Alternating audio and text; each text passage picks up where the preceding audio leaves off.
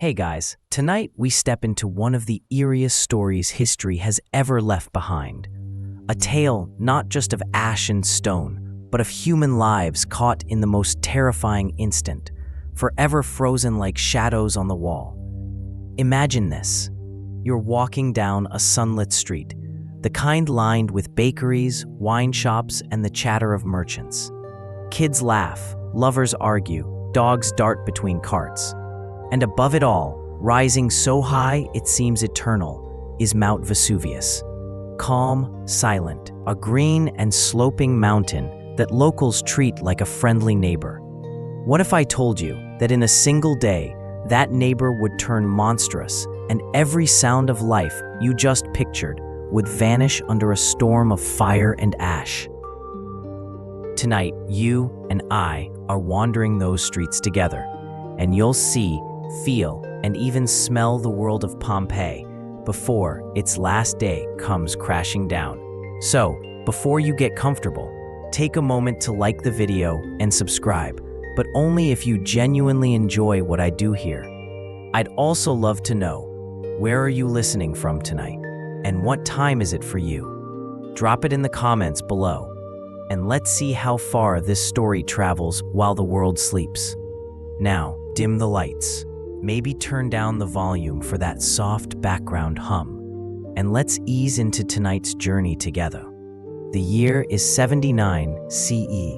The Roman Empire is sprawling across Europe, its legions marching, its aqueducts carrying water to thirsty cities, its amphitheaters roaring with gladiators.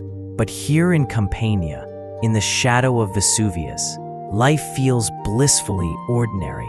You trudge over stone-paved roads, worn smooth by carts. You pass a baker pulling warm loaves from a wood-fired oven. The scent, so rich, it makes your stomach growl. Someone behind you grumbles about grain prices. Funny how even 2,000 years ago, inflation could ruin a good day. Historians still argue whether Pompeii was a backwater vacation spot or a bustling trade hub. But walking these streets, you feel its pulse. This is a city alive. A mainstream fact most visitors remember is Pompeii's population, around 12,000 people within the walls, with another 10,000 or so scattered in nearby villas and countryside. Wealthy Romans from Naples, and even Rome itself, kept summer houses here.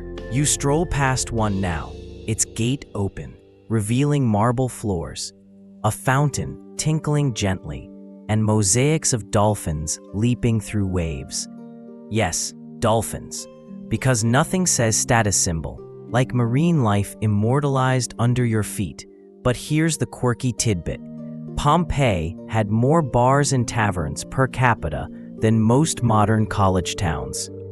Archaeologists have counted over 150 thermopolia, tiny, hot food shops, where you'd pop in for lentil stew, bread dipped in wine, or garum, a fermented fish sauce so pungent that if you left it open today, your roommates would evict you. You lean against a marble counter, admiring the terracotta jars set into its surface, and you realize fast food isn't a modern invention at all. Now, tilt your head back. The mountain looms in the distance, but it doesn't scare you. Vesuvius hasn't erupted in living memory. The last big one was centuries earlier, so long ago that most people figure the mountain is asleep. Farmers even plant vineyards right on its fertile slopes, boasting that the volcanic soil makes their grapes taste divine. You sip some wine in the forum later and agree, it does taste divine, though maybe that's just the 2 cups talking. Historians still argue whether locals connected the tremors they sometimes felt with the volcano, or if they just shrugged them off as the Earth's little hiccups. You wander past the forum, the city's heart. White marble columns line the square. Vendors sell figs, olives, and salted fish. You hear snippets of debate, a politician shouting about tax breaks, a philosopher mumbling about stoicism, and 2 women bickering over fabric prices. It's like walking through a modern farmer's market, except everyone's in togas and sandals. And graffiti. Oh, the graffiti.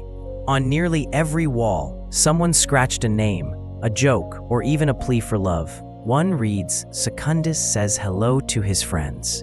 Another, Celadus the gladiator is the heartthrob of all the girls. So yes, ancient crushes were immortalized the same way we post on Instagram stories. But under all this bustling normalcy, you sense something uneasy. Maybe it's just hindsight whispering into your ear as you step into the amphitheater. You picture gladiators fighting before a roaring crowd of 20,000, the sound of trumpets, the metallic clang of sword against shield. The amphitheater is still standing today, making it the oldest surviving stone one in the Roman world. You run your hand along its cool steps and feel history vibrating under your fingertips. Yet tonight, as you linger there, you know none of those cheers will echo tomorrow. Let's pause at the baths. You slip into a warm pool, steam rising around you, oil lamps flickering in niches. Men are gossiping about politics, women about dowries, children splashing noisily until scolded. These public baths are the great equalizers. Poor and rich alike soak, sweat, and chat here. And in a detail both charming and odd, archaeologists found bronze strigils, curved scrapers Romans used to clean their skin of sweat and oil. Picture yourself scraping your arm, thinking, yep, still gross. But hey, it's tradition. Quirky? Absolutely. Practical? Debatable. The evening air cools. You stroll toward the edge of the city, past gardens where poppies sway and dogs bark lazily. Shadows stretch across cobblestones, and Vesuvius, that silent green slope, glows purple under the sinking sun. You stop to watch smoke curl faintly from its summit. Maybe it's nothing. Maybe it's always smoked. Or maybe it's the first whisper of what tomorrow will bring. Scholars still argue whether Pompeians noticed this sign or dismissed it, but you can't help imagining one sharp-eyed farmer frowning at the mountain, muttering, "That's not right." You, of course, have the curse of knowing. You carry the weight of centuries of hindsight in your pocket. As you walk back toward your villa, a loaf of bread tucked under your arm, you know these streets won't exist tomorrow. The laughter will stop. The markets will fall silent. The amphitheater will never host another gladiator. Yet you also know that somehow, in some cruel and miraculous twist, every mosaic, every loaf, every scrawled "Celadus is hot" will be preserved for us to find centuries later. Pompeii isn't just a city. It's a time capsule, a story sealed in ash, waiting for you to listen. And tonight, we're listening. The first light of morning drifts across the cobbled streets, and you find yourself following the rhythm of Pompeii's daily life. You rub your eyes, stretch, and step into a world buzzing with routines that would feel oddly familiar. The air smells faintly of fresh bread, olive oil warming in pans, and yes, just a hint of that pungent fish sauce that seems to cling to everything like a stubborn roommate. You're in a Roman city, yet if you squint, you might mistake it for a lively Mediterranean town today. Let's begin with breakfast, or rather, the lack of it. Romans didn't indulge in morning feasts. Instead, they nibbled on a piece of bread, maybe dipped in wine, or spread with honey before rushing out. You chew thoughtfully on your crust and follow the crowd. Bakers already sell piping hot loaves, stamped with distinctive markings so customers could identify their bread later. Mainstream fact: archaeologists actually found dozens of loaves carbonized in ovens, still showing those stamps, as if frozen mid-bake by the eruption. It's like a bakery display, 2,000 years late. You wander through the forum again, but now it's bustling with merchants setting up stalls. Farmers unload baskets of figs, pomegranates, and olives. Fishermen shout about the morning catch, scales glinting in the sun. Housewives haggle with that universal mix of charm and irritation. Children tug at their mother's robes, begging for treats. You dodge a mule cart and laugh at how universal traffic jams are. Just swap the donkey for a Honda, and it's basically downtown. Now, here's the quirky tidbit. Public fountains were everywhere because not everyone had running water at home. Imagine the daily gossip exchanged while filling jugs at these spouts. Think of it as the ancient water cooler, except instead of debating last night's football game, Pompeians traded news of grain shipments or the latest scandal involving a gladiator's love life. And yes, those gladiators were practically celebrities, complete with fangirls scribbling hearts on walls. You wonder if any of them ever got tired of the attention. Probably not. Step into a thermopolium, one of those fast food joints scattered across Pompeii. The marble counter gleams, terracotta jars sunk into it, brimming with stews, beans, and mulled wine. You lean on the cool stone and listen to the chatter. A sailor boasting about a storm he conquered, a teenager bragging about his new sandals, an old man grumbling that kids these days have no discipline. You take a sip of wine because Romans drank it morning, noon, and night, always diluted with water, and realize you've stumbled into the ancient version of Starbucks, only with more fermented fish sauce. The streets outside are alive with artisans. You watch a bronze worker hammering a pot, sparks flying. A dyer hauls jars of indigo and madder root, his hands stained every shade of blue and red. A woman at a stall sells perfumes made from rose petals, cinnamon, and myrrh. You lift a vial to your nose. It smells heady, exotic, maybe a bit overwhelming, like that aunt who wears too much perfume at family gatherings. Historians still argue whether perfume was an everyday luxury or a marker of wealth, but either way, Pompeii smelled vibrant. By midday, heat presses down. You seek shade under an awning and watch as citizens drift toward the baths. These are the heartbeat of the city.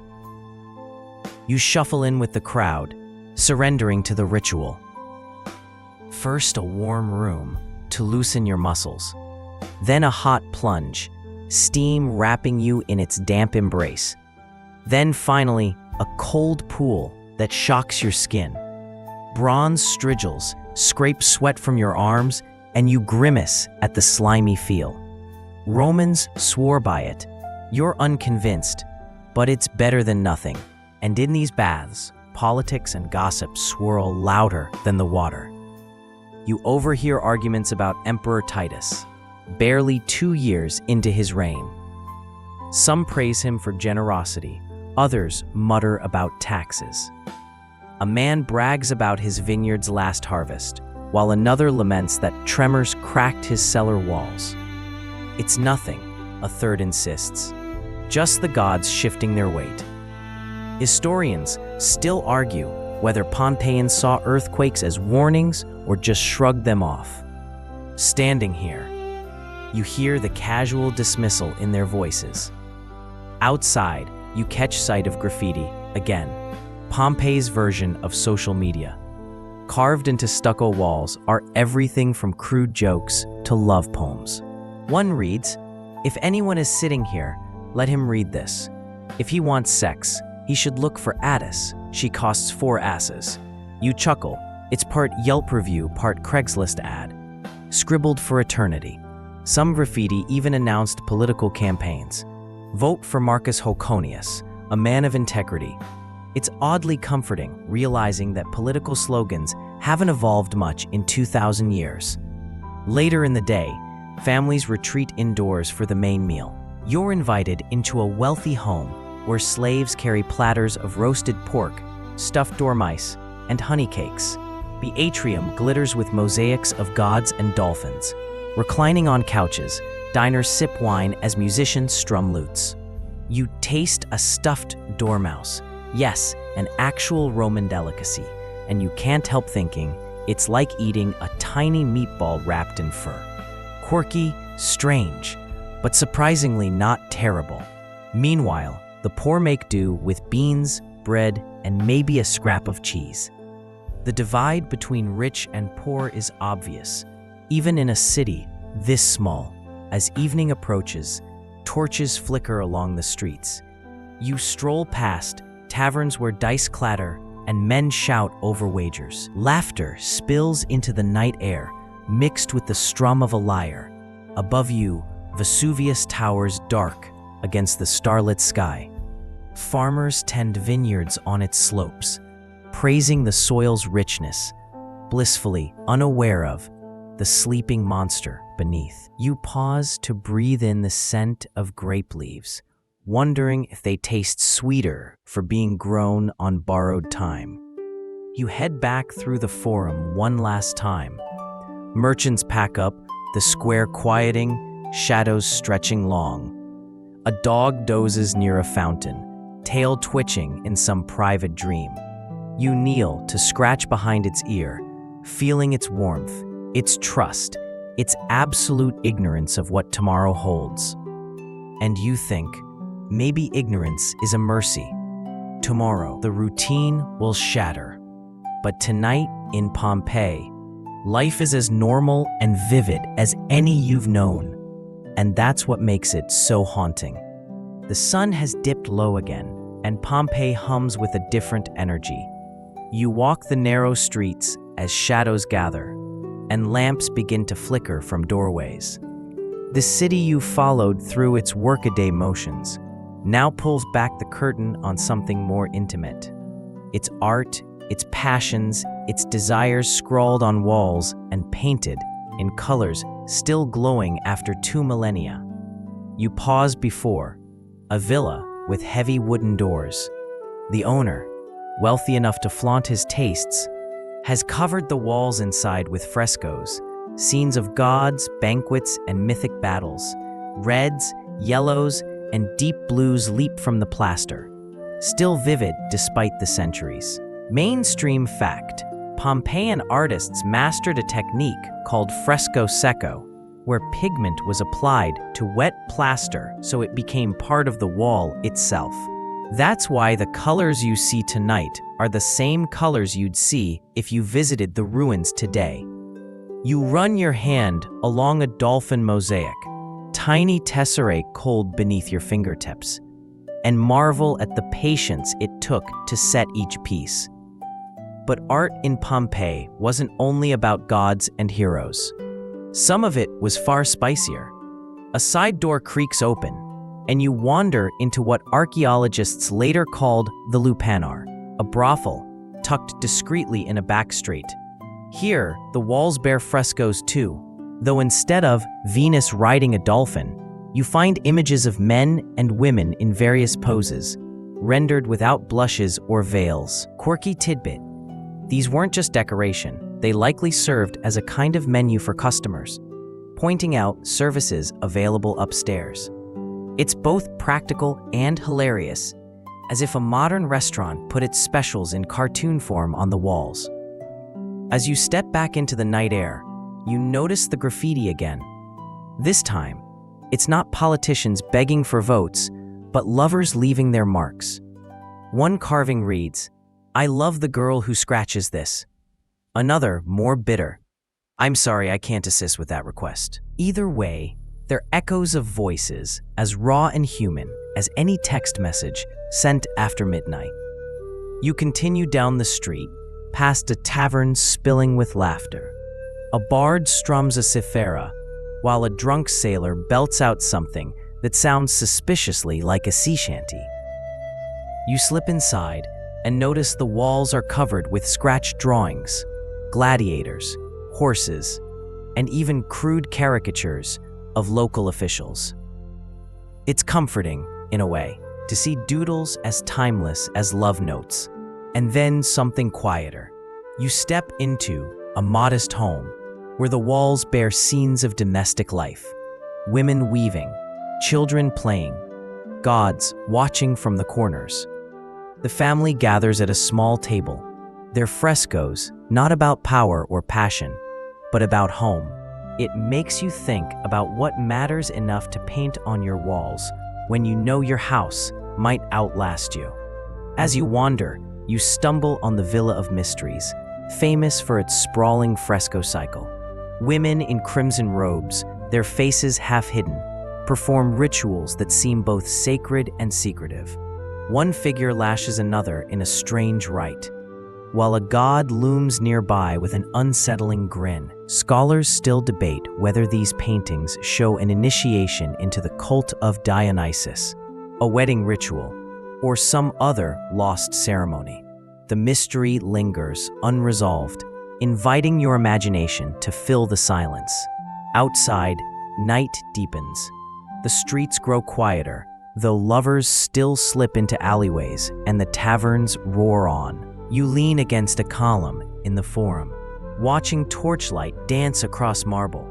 Pompeii's heart beats not only with commerce, but with longing, laughter, and whispers etched into plaster. You can almost hear the city telling you, "We were human. We loved. We joked. We sinned. We prayed. Remember us that way." It's tempting to imagine you're the only one who hears that whisper.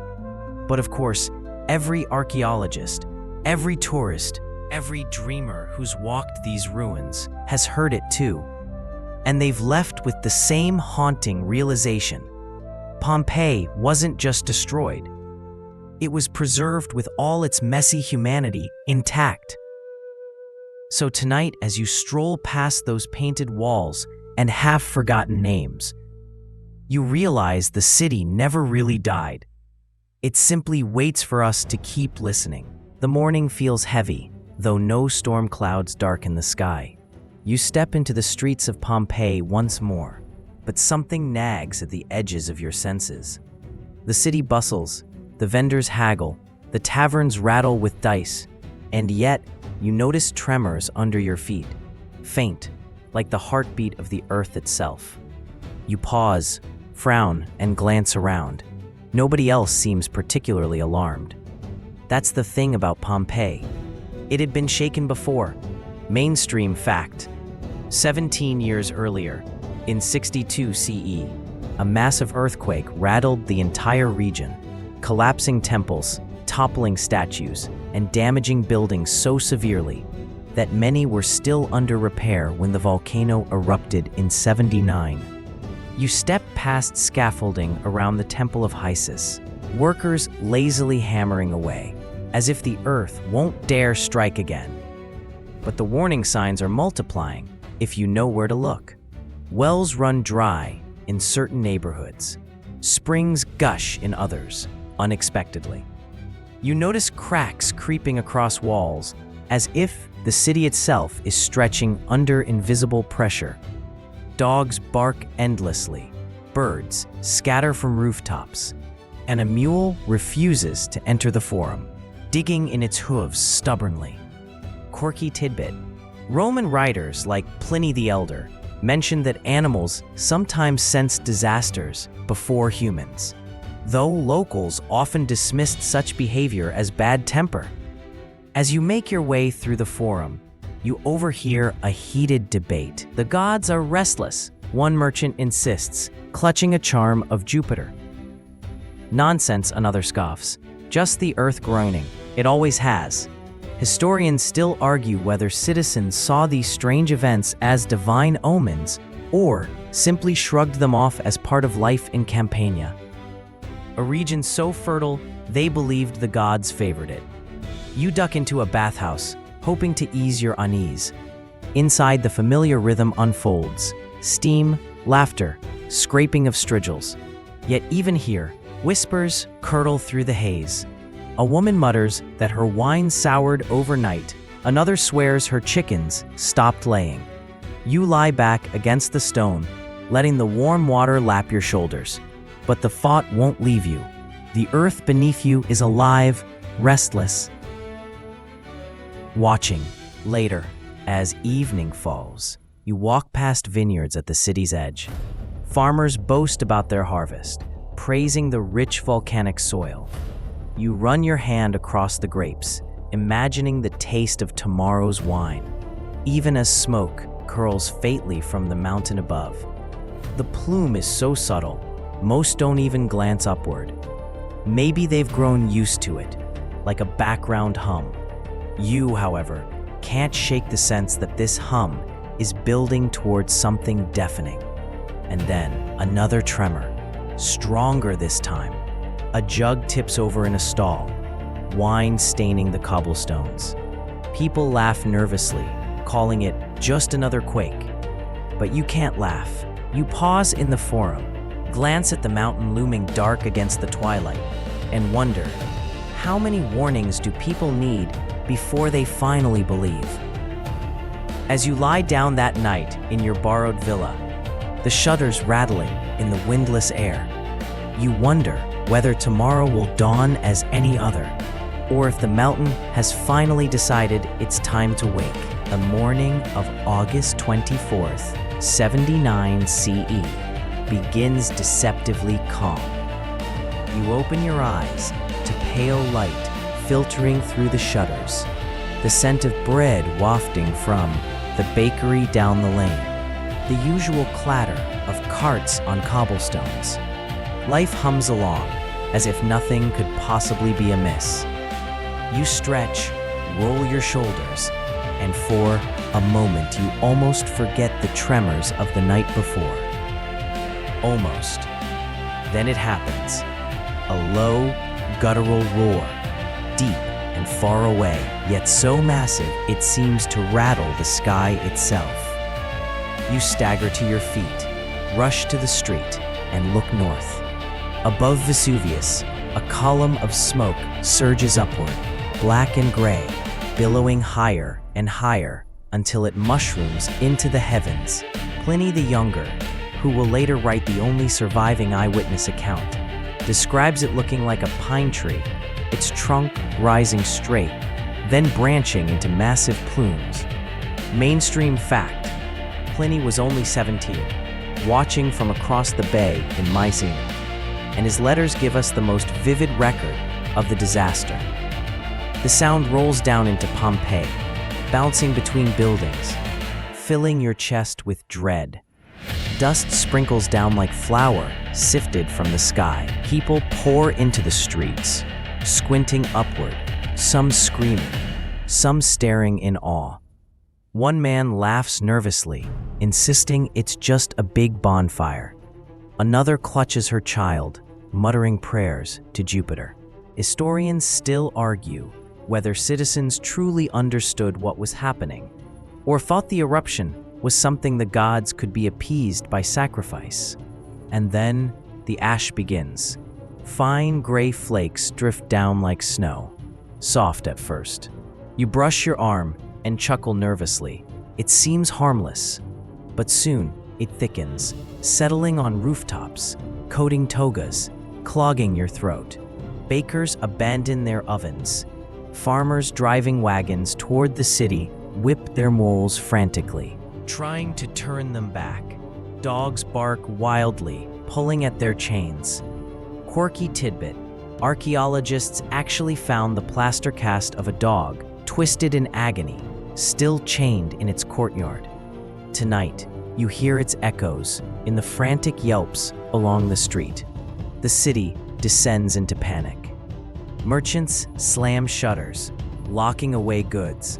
Families clutch valuables, rings, coins, amulets, and rush toward the gates. You're jostled in the crowd, shoulders colliding, hearts pounding in unison. Some choose to flee immediately, while others retreat indoors, convinced the stone walls will shelter them. You catch sight of one neighbor dragging amphorae of wine into his cellar, muttering that he'll wait it out. Another climbs to the roof, trying to see better, only to cough and stumble under the falling grit. You glance at the mountain again. The plume grows taller, darker, alive with lightning flickering inside. Thunder crackles without rain. You taste sulfur on your tongue, metallic and bitter. The air grows hot, heavy, pressing against your lungs. You cough, stumble, pull a scarf across your mouth. People shout for loved ones. Names echo down the streets, urgent, desperate. You consider your choices. Run for the gate, join the stream of refugees already heading south, or shelter indoors and pray the storm passes. Historians still argue whether more lives could have been saved if people had fled at this very moment. Some did survive by leaving early, slipping away before the worst came, but many hesitated, unwilling to abandon homes, treasures, or the illusion of safety. The ash now falls thicker, covering streets ankle-deep, roofs beginning to sag under the weight. You stumble past a baker's shop, its ovens abandoned mid-fire, loaves still inside. Past the forum, once bright with marble, now darkened under gray dust. Past the amphitheater, eerily silent, no crowd cheering, just the hiss of ash filling the air. And still, you keep glancing upward. That column, that monstrous pine tree cloud continues to climb, a pillar between earth and sky, blotting out the sun. The day grows dimmer, shadows lengthen though it's only noon. You realize with a jolt, it's not the day growing old, it's the sky being swallowed. Somewhere a child cries, "Is it night already?" And in a way, it is. For Pompeii, night has begun, and morning will never return. The streets that only hours ago thrummed with life, now churn with chaos. You stumble forward, each breath dragging grit into your lungs. Ash rains harder, no longer delicate flakes, but clumps that sting your skin and blur your vision. The sound of sandals slapping stone mingles with coughing, shouting, the bray of terrified mules. Pompeii is unraveling before your eyes. People clutch whatever they can. You see a woman holding a bronze lamp, as if light could banish what the mountain brings. A man staggers past, with sacks heavy with coins. His face wild, but his load so absurdly heavy, he can barely walk. Mainstream fact: archaeologists have found bodies weighed down with valuables, jewelry clutched in fists, suggesting that in their final moments, people still believed wealth could be carried into safety. You can't help but mutter, "Good luck spending denarii in the underworld." Shouts echo toward the city gates. A tide of humanity pushes southward, toward Stabies, toward open fields. Others sprint north toward Herculaneum, unaware that the mountain's fury is rolling that way first. And some, many, hesitate. They rush back inside, slamming doors, shuttering windows, convincing themselves their walls will hold against a sky gone mad. Historians still argue whether more lives would have been spared if officials had organized an evacuation. But Rome offered no manual for volcanic apocalypse. You slip into a side street to avoid the crush. There, a family huddles together, debating whether to run or stay. The father insists on gathering food and wine. The mother clutches two children, eyes darting skyward. The ash piles higher around their feet as the argument spirals on. Quirky tidbit: in one house, archaeologists found loaves of bread neatly wrapped and ready, as if the family packed for a journey they never managed to begin. You wonder if you're looking at that very family now. The air grows darker. Midday feels like twilight, a sickly glow filtering through the cloud above. Ash falls thicker, roofs groan, tiles slip and crash to the streets. You duck as a beam collapses nearby, coughing in the swirling dust. The amphitheater looms ahead, its arches blanketed in gray. You imagine the crowds that once roared inside, gladiators parading, horns blaring, and now it stands mute, a shell filling with ash. Suddenly, the ground shudders. A tremor rips through the street, toppling statues, cracking walls. You throw out your hands to steady yourself, stumbling against a column. Above, lightning splits the cloud, jagged and white, illuminating faces streaked with sweat and ash. Children cry out, animals scream, and the air hums with raw panic. You follow the surge of people toward the Porta Stabia, one of the city gates. The crowd bottlenecks, bodies pressed tight, shoving, desperate. A mule collapses, blocking the path. People trip, curse, climb over one another. You turn away, chest heaving, realizing that being crushed in a stampede is no safer than the storm overhead. And then, the rain of stones begins. Pumice, light but deadly, pelts rooftops, hammers your shoulders, clatters on the streets. You raise your arms, wincing, hearing screams as tiles cave in and walls buckle. The weight accumulates fast, relentless. You dive beneath an archway, shielding your head, watching the street transform into a rubble-strewn graveyard. Historians still argue about the decisions made in these hours.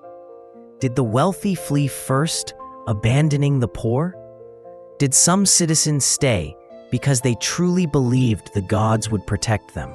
The evidence is fragments of jewelry, coins, bodies found near doorways. Tonight, you imagine the uncertainty, the frantic calculations, the tug-of-war between fear and denial. The air is so thick now, it's hard to breathe. You wrap cloth around your mouth, your throat burning. People stagger past, eyes wide and red, coughing, stumbling like ghosts in gray snow. One boy carries a puppy under his tunic, clutching it so tight the creature squeals. It's a tender, absurd flicker of humanity, and it nearly breaks your heart. You press against the wall, feeling the vibrations of the mountain's fury pulse through stone. The ash climbs higher. The pumice falls faster. The sky grows darker still. You realize this is only the beginning.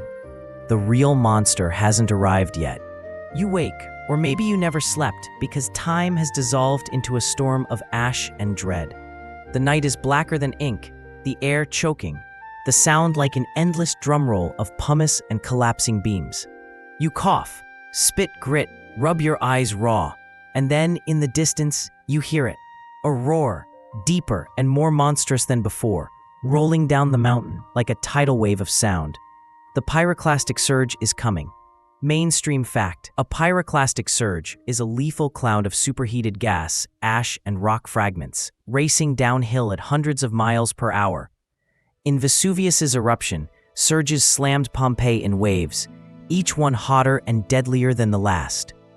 Modern volcanologists measure their temperatures at over 400 degrees Celsius, hot enough to kill instantly. You brace against a wall, realizing the monster that slept beneath the vineyards has bared its teeth. The first surge doesn't reach you. It slams into nearby Herculaneum, annihilating everything in its path. You can almost imagine the people there, sprinting toward the shore, only to be caught mid-step, their lives ending in a heartbeat. Historians still argue whether some survived by hiding in boathouses, or if all perished where they stood. What you know is that the night glows faintly orange on the horizon, a grim reminder of what's barreling this way. Hours pass in a haze of ash and panic. You move with others toward the southern gate, stumbling, gagging. Some collapse, too exhausted to continue, their bodies swallowed by the gray snow. You think of the quirky tidbit archaeologists discovered. Skeletons of a family found huddled together, clutching jewelry and tools. Their faces turn towards each other as if to say, "We'll face this together." You see echoes of that scene in every doorway you pass. And then it happens. A surge tears loose from the mountain, roaring like a living beast. You hear it before you see it, an avalanche of sound and heat. The cloud sweeps down, curling, tumbling, racing faster than any horse could run. You drop, cover your face, feel the hot wind sting your skin. Those in its path collapse where they stand, cut down not by flame, but by breath, superheated air filling their lungs, silencing them in an instant. You stagger up, coughing, eyes watering. The city is breaking apart. Roofs cave in, walls crumble, statues topple. The temple columns you admired just days ago lie cracked and half-buried.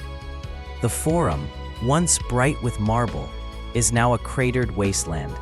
And above it all, that monstrous column of ash still rises, blotting out the heavens. In the chaos, you see moments of stubborn defiance. A group of soldiers marches in tight formation, shields overhead, as if discipline alone could shield them from the sky. A priest raises his arms toward Jupiter, chanting prayers that vanish in the roar. A young girl clutches a wax tablet, scribbling words in the dim light, desperate to leave some record.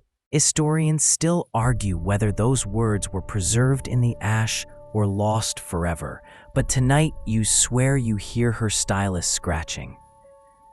You press forward, ash to your knees now, pumice still pelting from above.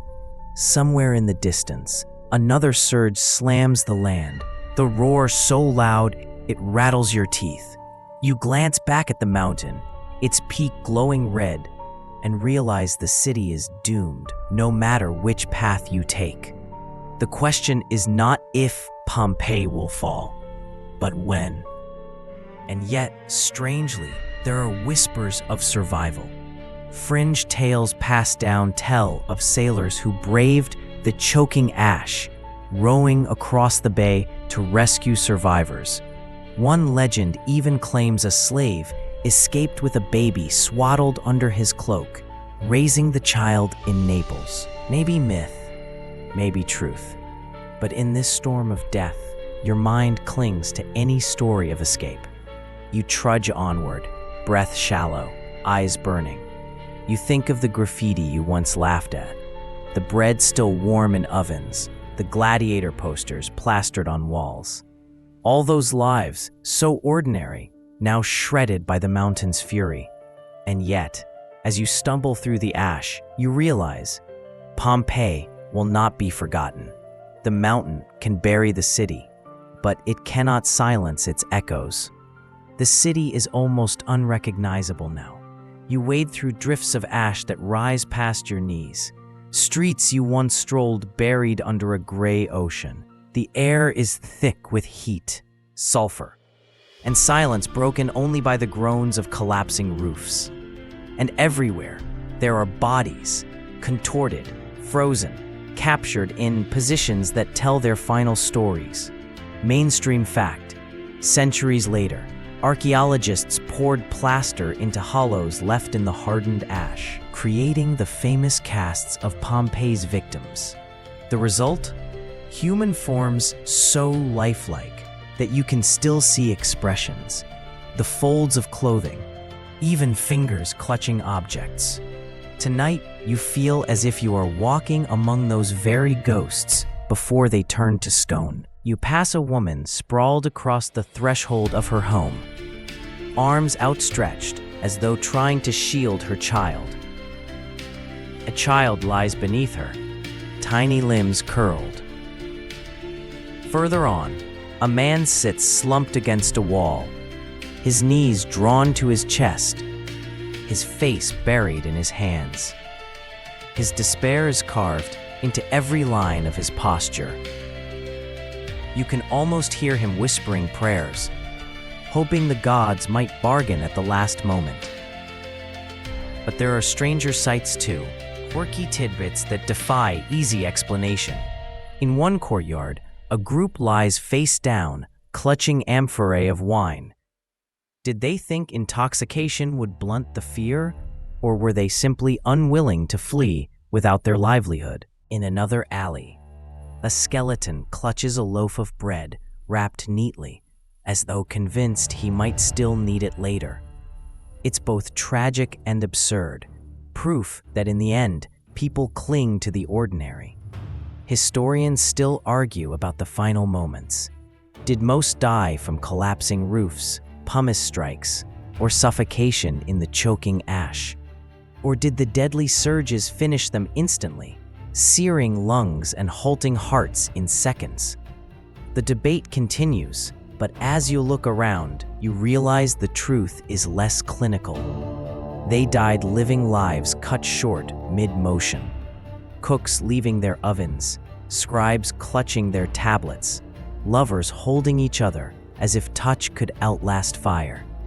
The plaster casts, those centuries in the future, haunt your imagination now. You picture archaeologists uncovering these shapes, brushing away ash to reveal hands still entwined, mouths still open in silent screams. One of the most famous casts, a dog twisted violently, collar still around its neck, burns itself into your mind as you hear real dogs howling tonight. And yet, the silence deepens. The streets empty, not of people, but of movement. The ones who ran are gone. The ones who stayed are gone in another way. The city itself seems to hold its breath. You walk through what feels like a dreamscape, doorways half buried, temples reduced to skeletal frames, fountains choked with ash. Only the mountain roars, its breath still hot against your face. You pause at the forum.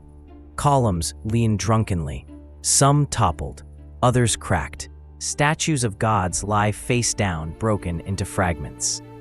The marketplace stalls are collapsed, goods buried under pumice. But among the ruins, a frozen moment remains, a donkey still harnessed to a cart, its head bowed forever, as though waiting patiently for an order that will never come. This frozen quality, this eerie preservation, is what will make Pompeii unique among all ancient ruins. Other cities erode slowly, their stones crumbling over centuries. But Pompeii will be locked in a single day, a single hour, like a play stopped mid-performance. When it resurfaces, the world will marvel at its intimacy, its graffiti, its food, its jokes, its despair. But for you, trapped in this moment, there is no marvel. Only the weight of ash pressing down, the heat of the air burning your lungs, and the knowledge that Pompeii is slipping into silence. You turn a corner and see a family huddled together, their outlines already half buried. Their stillness chills you more than the heat.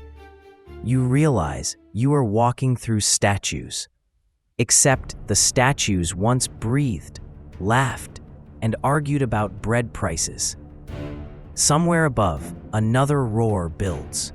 Another surge prepares to descend. The ground trembles beneath your feet, and you know the mountain hasn't finished yet. The roar fades, the ash settles, and suddenly, silence blankets Pompeii. Not peace, just absence. You push forward through the gray drifts, but the voices, the laughter, the shouts that filled these streets only yesterday are gone. The city has become a mausoleum, sealed under a suffocating shroud. Mainstream fact: when the eruption ended, Pompeii lay buried beneath up to 20 feet of ash and pumice. The city vanished from maps, from memory. Swallowed whole by the mountain's fury, farmers returned to the land, planting vineyards above the ruins, unaware of the silent city beneath their feet. You imagine their plows cutting through volcanic soil, striking stone walls and thinking, just another rock. For centuries, the people of Campania told stories of cursed ground.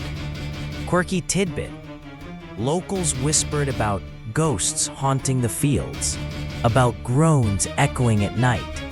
Some even claimed strange vapors drifted from cracks in the earth, carrying the breath of those buried below.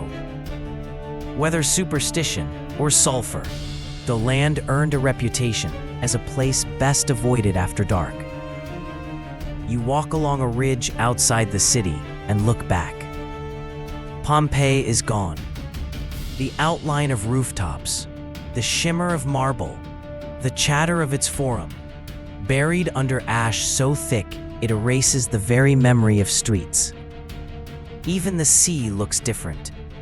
The coastline has shifted, reshaped by the eruption's force. Historians still argue whether survivors carried the story forward or whether the silence of the mountain buried it too. What's certain is that the Roman world turned its gaze elsewhere, and Pompeii faded from history. Centuries pass in your mind's eye as you wander the now barren plain. Vesuvius itself grows quiet, slopes turning green once more. Shepherds graze goats on its sides, monks build shrines nearby, and the land, deceptively tranquil, becomes home again. Life reclaims what death erased, and yet, beneath those vineyards and fields, an entire city sleeps, untouched, waiting. You picture a farmer in the Middle Ages, digging a well and striking marble. He scratches his head, puzzled. He sells his grapes, oblivious that beneath his land lie mosaics, frescoes, even loaves of bread still blackened in ovens. You almost want to laugh at the absurdity. Thousands of people walk over Pompeii, century after century, without knowing they're trampling a time capsule. And then, in your dreamlike wandering, you sense the irony. Pompeii survives precisely because it died so suddenly. No rebuilding, no looting, no slow decay. Just ash, sealing it away like a vault. Everything preserved. The art, the love notes, the graffiti insults, the bodies mid-motion. It's the most violent act of preservation in history. You close your eyes and imagine the ghosts of Pompeii, restless beneath the soil, whispering through the roots of vines. They wait for centuries, their stories muffled, their laughter trapped. And above them, generations live and die, unaware of the city at their feet. And so, Pompeii is lost, not in distance, not in destruction. The silence breaks in the 18th century. You find yourself standing among men with shovels and picks, their coats dusted with the same gray ash that once smothered Pompeii. The year is 1748, and a team of explorers digs into a hillside near the town of Resina. They think they're searching for lost treasures, but what they uncover is far stranger. Walls painted with vivid reds, yellows, and blues. Fragments of statues, coins, and skeletons still locked in ash. Pompeii is awakening. Mainstream fact: the rediscovery began earlier, in 1599, when an architect named Domenico Fontana stumbled upon frescoes during a water project. But he covered them back up, possibly because their erotic images scandalized the Catholic Church. It wasn't until a century later that systematic excavation began under King Charles of Bourbon, and Pompeii's secrets poured back into the light. You walk alongside the diggers, hearing their shouts as fresco after fresco emerges. Scenes of gods reclining, gladiators striding, and lovers embracing. One man wipes sweat from his brow and laughs. The ancients painted better than we do. Quirky tidbit: early excavators weren't archaeologists as we think of them. They were treasure hunters. Many frescoes were hacked out of walls, and shipped off to decorate palaces in Naples. Imagine a king strolling through his private gallery, sipping wine while gazing at art torn from a city of ashes. The diggers press deeper, uncovering entire villas with mosaics gleaming like jewels. They find amphorae sealed with pitch, still holding traces of wine. They unearth carbonized bread loaves stamped with baker's seals. They even find graffiti etched so clearly it feels fresh. You trace the letters with your finger and shiver. Pompeii is speaking again after nearly 17 centuries of silence. Word spreads quickly across Europe. Scholars, nobles, and artists flock to see the ruins. Historians still argue whether this was the birth of modern archaeology or simply a spectacle for the wealthy. But either way, Pompeii ignites the imagination of the Enlightenment. Writers swoon over the frescoes. Painters copy the styles. Architects imitate Roman columns. The city that died becomes fashionable again, shaping everything from garden design to wallpaper. You wander through the Villa of the Mysteries, its walls intact, frescoes glowing as though painted yesterday. Red-robed figures perform cryptic rites, eyes locking with yours across centuries. Visitors gasp, whispering theories. Are these weddings? Are these cult initiations? You lean closer, and the paint seems to breathe. For a moment, the past isn't past at all. It's alive around you. Meanwhile, workers keep digging. They uncover streets still paved, fountains still carved with lion heads, taverns with marble counters and storage jars. You peer into one and imagine stew still simmering, though the pot is long cold. Quirky tidbit: early excavators sometimes reburied parts of the city after removing the good bits, leaving behind a patchwork of revealed and hidden blocks. Pompeii became like a half-open book, read in fragments, its story incomplete. But even incomplete, the story spreads far beyond Italy.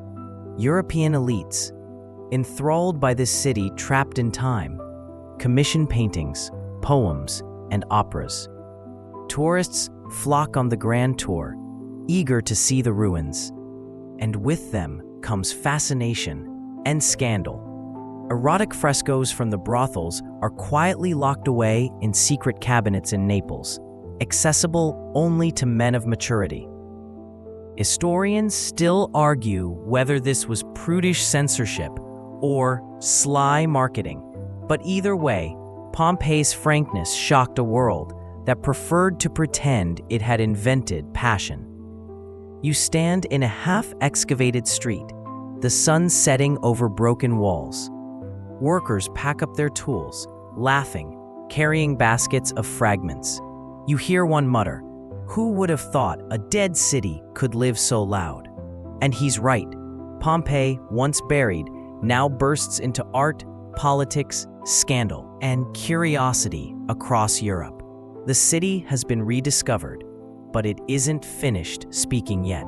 You wander deeper into the excavations, where one villa has become the crown jewel of Pompeii's rediscovery. Locals whisper about it with awe. Scholars debate its secrets, and visitors arrive eager to puzzle over its walls. This is the Villa of Mysteries, perched just outside the city walls, and it holds some of the most haunting paintings ever uncovered. Mainstream fact: the villa's frescoes, preserved in astonishing color, stretch across a grand room nearly 225 feet long. They depict a series of life-sized figures, draped in crimson robes, engaged in scenes that seem ritualistic, even otherworldly. You step into the dim chamber, and the figures seem to step toward you. Their eyes follow, their gestures frozen mid-motion, their meaning suspended in time. At first glance, it looks like a party. Women dance, musicians strum lutes, satyrs grin mischievously. But then, the scenes shift. a woman bears her back to a lash. Another kneels before a goddess. A child hides under her mother's robe as if afraid. The crimson walls glow like firelight, pulling you into a drama you can't quite decipher. Historians still argue fiercely about what you're seeing. Some say it shows initiation into the Dionysian mysteries, secret cult rites devoted to the god of wine, ecstasy, and transformation. Others suggest it's a wedding ritual, preparing a bride for her new life. Still others argue it's a theatrical performance, a symbolic drama rather than lived religion. The debate has raged for centuries, and tonight, as you stand surrounded by these figures, you feel the mystery press in, unresolved. Here's the quirky tidbit. When these frescoes were first uncovered in the 18th century, some early visitors were so unsettled they suggested covering them up.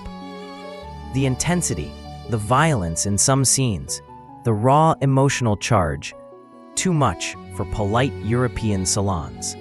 And yet, the villa became a magnet for artists and writers who copied the figures obsessively, trying to decipher their hidden language. You lean closer to one figure, a matron in flowing robes, her hand raised as if in warning. The detail is exquisite, the folds of cloth, the curve of her arm, the sternness in her gaze. She feels alive, as though she might step out of the wall and demand silence in her ritual. You shiver. The room itself seems designed to disorient. Windows are placed to let in slivers of light that fall directly on certain figures. So at different hours, different characters emerge from shadow. Imagine an initiate standing here 2,000 years ago, trembling, surrounded by torchlight and chanting. The frescoes glowing like portals into another realm. You catch your breath. In this villa, Pompeii doesn't feel dead, it feels eternal. Beyond the ritual room, the villa sprawls with luxury. Gardens with colonnades, mosaics of theatrical masks, rooms decorated with delicate cupids and grapevines. Whoever owned this villa was wealthy, powerful, and perhaps deeply invested in mysteries we may never fully understand. Scholars still debate whether the mistress of the house was a priestess of Dionysus or simply a patron who liked a good party with mythic flair. You step back into the sunlight, blinking, the hum of cicadas suddenly loud after the whispering silence of the fresco room. The villa glows behind you, its walls still pulsing with crimson secrets. You realize Pompeii isn't just about tragedy and death. It's about enigmas that resist answers, riddles painted in plaster that outlast even the mountain's fury. The Villa of Mysteries doesn't solve Pompeii's story, it deepens it. And that, perhaps, is the most haunting mystery of all. The Villa of Mysteries lingers in your thoughts as you wander back into Pompeii's broader ruins. The city is a puzzle box. Each villa, tavern, and workshop, a piece of daily life suddenly laid bare. You duck into narrow streets and wide courtyards, past walls painted with bright colors that survived centuries underground, and you realize you're peering into the lives of ordinary Romans. Not emperors, not generals, but bakers, innkeepers, and children. Mainstream fact: archaeologists have cataloged more than 1,500 houses and shops in Pompeii, revealing an astonishing spectrum of wealth. Some homes gleam with marble fountains and gold-trimmed mosaics. Others are little more than one-room apartments above taverns, noisy and cramped. You step into a modest house where the frescoes show nothing more than baskets of fruit and little birds, charming in their simplicity. Then, only a street away, you stumble into a villa with floors glittering in black and white mosaics of sea creatures and mythic heroes. The contrast is stark. Pompeii was a city of both luxury and struggle. You stop at the bakery of Modestus, where 81 loaves of bread were found carbonized in the ovens, perfectly preserved. Some even show the baker's stamp, like a brand logo from antiquity. Imagine pulling them out of the oven on that morning in 79 CE, setting them on the counter, only to never return. You chuckle quietly. 2,000 years later, Modestus's bakery has better brand recognition than most modern startups. Across the street, the amphitheater yawns open, capable of holding 20,000 spectators. You walk through its stone arches, feeling the echo of cheers and the clang of swords. Quirky tidbit: archaeologists discovered a faded inscription about a riot here in 59 CE, when fans from Pompeii brawled with rivals from Nuceria. The violence was so intense that Emperor Nero himself banned games in the amphitheater for 10 years. You can't help but grin. Ancient sports rivalries were apparently just as rowdy as modern ones. Near the amphitheater, you find a barracks for gladiators. Wooden swords, helmets, and shields lay buried in the ash, reminders of training interrupted. Graffiti on the walls proclaims, "Celadus the Thracian is the delight of girls." You laugh softly, yes. Even fighters who risked their lives in the arena were also pin-ups plastered on walls like celebrity posters.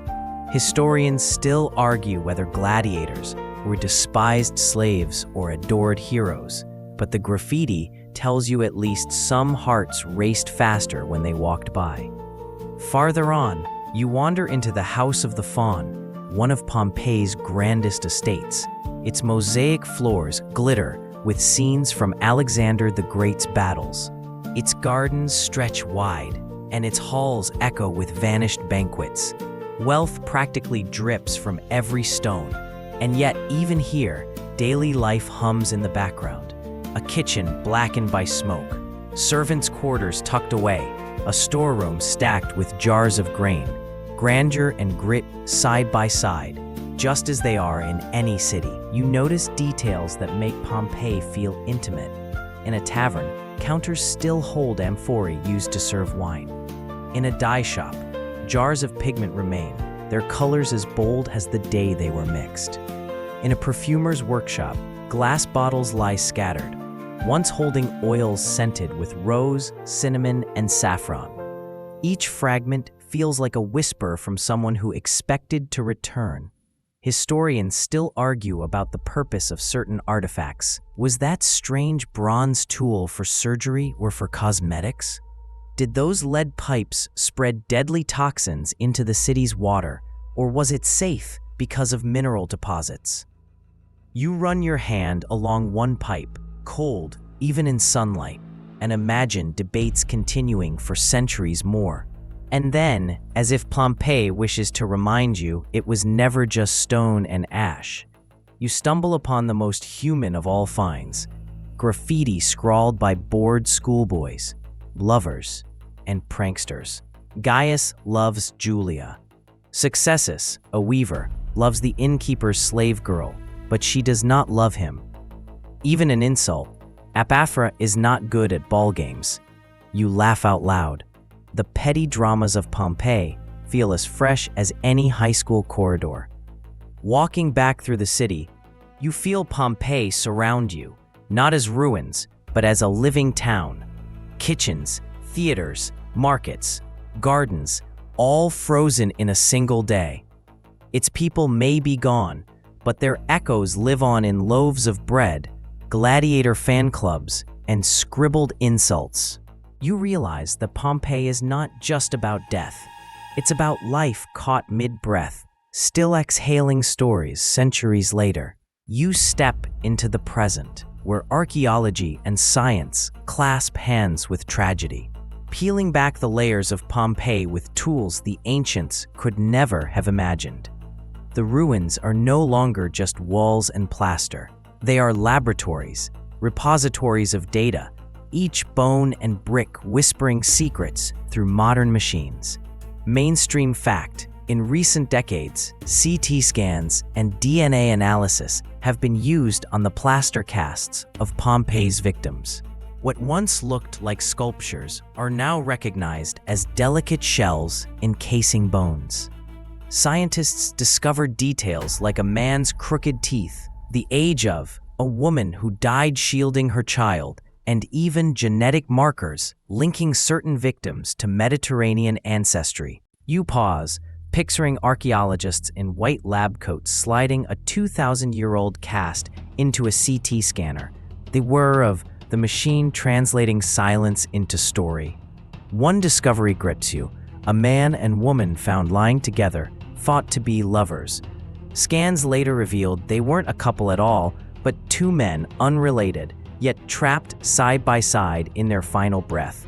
Historians still argue whether they were friends, strangers, or something more, but their posture, faces turned toward each other, feels tender. You realize science doesn't end mystery, it complicates it. Quirky tidbit: in one excavation, archaeologists uncovered jars of what looked like charred food. When tested, it turned out to be carbonized garbanzo beans and lentils. Their proteins still detectable. Imagine running a chemical test on a stew cooked 2 millennia ago, then laughing at the idea of ancient leftovers becoming a peer-reviewed paper. You walk through a lab overlooking the ruins. On one table lies a block of hardened ash. Laser scanners map its surface, reconstructing digital models of homes now too fragile to excavate. Drones buzz overhead, capturing aerial views that stitch the city together in precise 3D. For a moment, you smile. Pompeii is being reborn, not just in stone, but in pixels, preserved against time once again. And yet, even science admits its limits. Why did so many stay behind? Why did some flee north instead of south?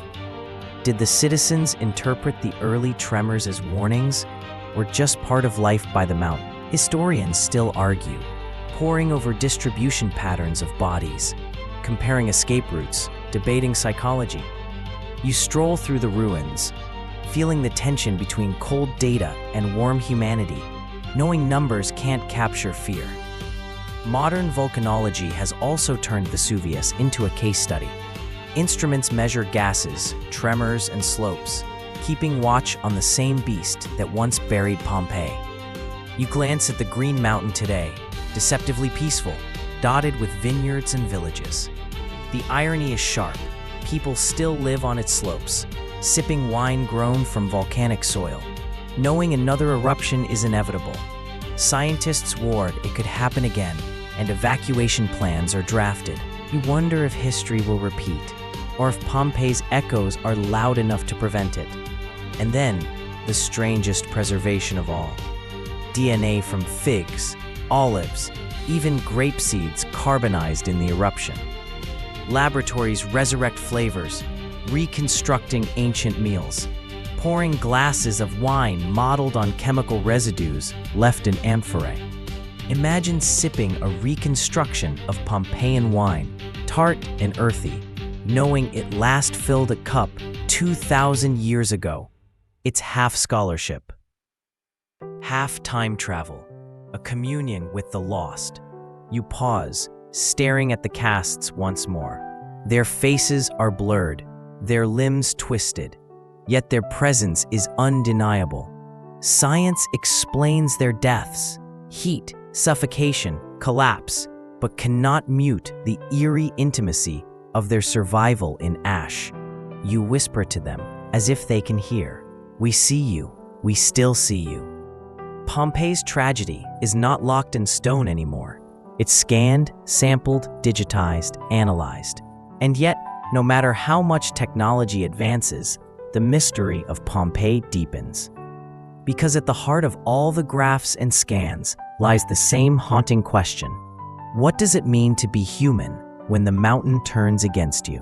We pause at the edge of the ruins, and the questions start to pile up like ash. For every mosaic uncovered, for every skeleton analyzed, there's something that resists explanation. Pompeii doesn't just give answers, it taunts you with riddles that linger in the gaps. Mainstream fact: archaeologists have documented more than 1,000 graffiti inscriptions, some political, some romantic, some vulgar. Yet what do they mean in the bigger picture? Were they the voices of a literate elite?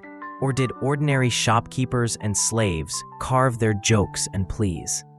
Historians still argue whether Pompeii was unusually expressive, or whether it's simply that its walls survived while others crumbled elsewhere. You run your hand over a carved name, wondering if the author ever imagined his words outlasting empires. And then there's the question of why so many stayed. The eruption unfolded over many hours, plenty of time, at least in theory, to escape. Some did, but most remained, sealing their fate. Was it loyalty to their homes, fear of looters, disbelief that the mountain could truly destroy them? Quirky tidbit: excavators found entire families huddled with house keys clutched in hand, as if they expected to return by evening. You can't help but think of modern disasters, where people refuse to evacuate because storms always miss us. Human stubbornness, it seems, is timeless. You walk through the brothel again, its frescoes unapologetically blunt. They raise their own debate. Were these rooms primarily for sailors and travelers? Or did Pompeians of all classes slip in after dinner? And why decorate the walls with images of intimacy? Were they advertising, entertainment, or ritual in some sense? Historians still argue, shaking their heads, while visitors giggle uncomfortably. The paintings stare back, refusing to explain. The amphitheater looms ahead, vast and silent. You picture the riot of 59 CE, when Pompeians clashed with their neighbors from Nuceria. The Senate punished them, banning gains for 10 years. But was this just drunken chaos, or a window into deeper political tensions? The record is fragmentary, the motives unclear. The stones don't answer. They never do. Even the famous casts raise puzzles. A pair of bodies locked in an embrace. Were they lovers, siblings, or strangers, clutching each other in terror? Two women found together. Were they friends? Or did fate simply throw them side by side in their final breath? Historians still argue, and perhaps always will, because ash preserves posture, but not relationship. And then there's the mountain itself. Why did it erupt so violently after centuries of quiet? Volcanologists model gas buildups, magma chambers, fault lines. Yet the precise trigger remains a mystery. Could smaller quakes have opened pathways? Or was it inevitable? Pressure simply reaching its limit? Even science, with all its instruments, shrugs in places. You step into a half-buried house, its doorway leaning but still standing. On the wall is a fresco of Bacchus, god of wine, standing beside Vesuvius itself, draped in vines. The irony chills you. Pompeians literally painted the mountain as a companion of a god, a giver of fertile soil and sweet grapes. Did they realize they were honoring their executioner? Historians still argue whether they understood the risk or saw the volcano only as a benefactor. The riddles endure, not because they can't be solved, but because each answer spawns another question. Pompeii is less like a book with missing chapters and more like a puzzle with too many pieces. Some lost, some duplicated, some from another box entirely. You kneel in the ash, running your hand over a broken amphora, and wonder, is it better that way? Perhaps the endurance of Pompeii's mystery is its greatest gift. If it were explained neatly, it would be a curiosity, a case study, and nothing more. But because it refuses to yield completely, it keeps us coming back, searching, debating, imagining. Pompeii is less a ruin than a mirror, reflecting our own curiosity, our fears, our longing to understand what it means to live and to be interrupted. You wander once more through Pompeii's silent streets, the echoes of voices and footfalls replaced by your own imagination. The stones glow faintly in twilight, the ruined walls casting long shadows. And it strikes you. Pompeii isn't only about what was lost, it's about what still speaks. Mainstream fact: the eruption of 79 CE destroyed Pompeii, but it also preserved it better than almost any other Roman city. Because of that, we know what they ate, how they decorated, what jokes they carved into walls. Few other places give us such an intimate window into daily life. You pause by a fountain, running your hand across the carved lion's head, thinking, this same motion, 2,000 years ago, was performed by someone fetching water for supper. The quirky tidbit here is stranger. In one house, archaeologists uncovered a room plastered with erotic frescoes. But instead of removing them, modern conservationists preserved them under glass. Tourists shuffle through, giggling or blushing, proving that human responses haven't changed much in millennia. Pompeii confronts us with our continuity. We're still amused by the same jokes, fascinated by the same taboos, and worried by the same disasters. Historians still argue whether Pompeii should be remembered as a tragedy or a treasure. Was it simply an unlucky city caught in the wrong place at the wrong time, or is it a gift to the world, preserved so completely that it feels like time travel? The debate itself is telling. Pompeii is not just a ruin, but a riddle about meaning. You think about those loaves of bread, still stamped with a baker's seal, about the dog twisted in its chain, about the graffiti announcing Celadus, the gladiator's popularity. Each detail ties you not to emperors or wars, but to people who lived like you, ate, worked, loved, argued, and hoped tomorrow would come. You feel their presence, not as ghosts, but as neighbors, reminding you that history isn't distant, it's lived in the small gestures of every day. And maybe that's the enduring whisper. Pompeii fell, but its people speak through cracked walls and carbonized beams. They show us not the grandeur of Rome, but the ordinariness of being human. And in that ordinariness lies something extraordinary. The chance to see ourselves, fragile and stubborn, reflected across centuries. You glance once more at Vesuvius, looming against the evening sky. Green again, peaceful, vineyards curling up its sides. Farmers laugh in fields, tourists sip wine. Life continues in the shadow of the same mountain.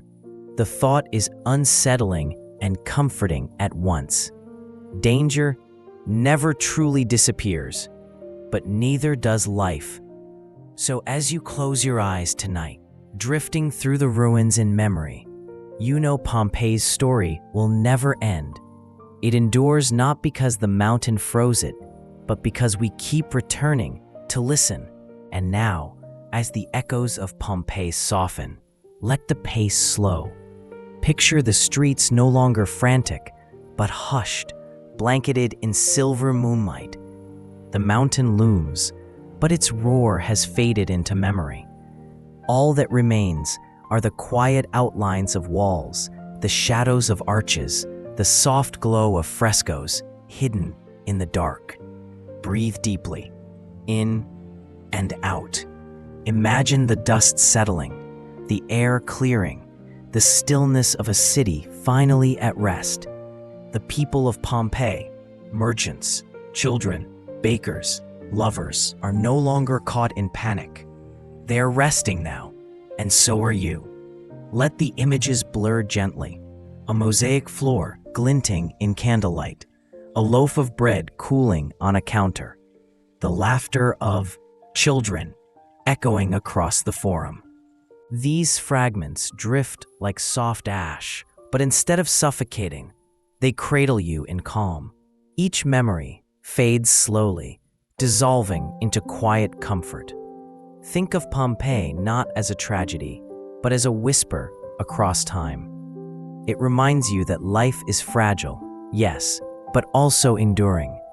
That every laugh, every touch, every carved graffiti has the power to echo far beyond its moment. You too are part of that continuum. Your breath, your heartbeat, your presence tonight, adding to the story of humanity. As your eyes grow heavy, let the ruins recede. The mountain fades into shadow. The frescoes dim. The voices fall silent. You are safe, warm, and carried by time's gentle current. Sleep now, with the memory of Pompeii tucked quietly beside you, not as a warning, but as a lullaby. Sweet dreams,